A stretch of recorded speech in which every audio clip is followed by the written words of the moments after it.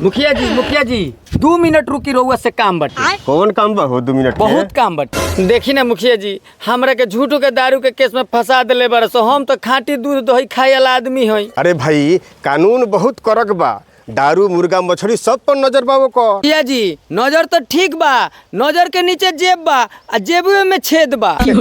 समझदारी से बात करो, समझदारी से बात ना करबो तो केस ऊपर तले जा सकेला। मुखिया जी ऊपर तो छत बा आ बीच में चाय पानी लटकल बा। देखो भाई तनी सा सहयोग करबो तो केस जन बा तन पानी में घुल जाई। घुल तो जाई मुखिया जी, लेकिन पानी के रंग लाल काहे होत बा?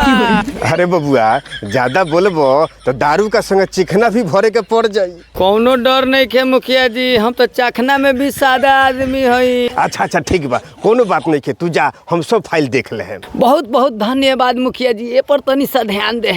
कैसे लोग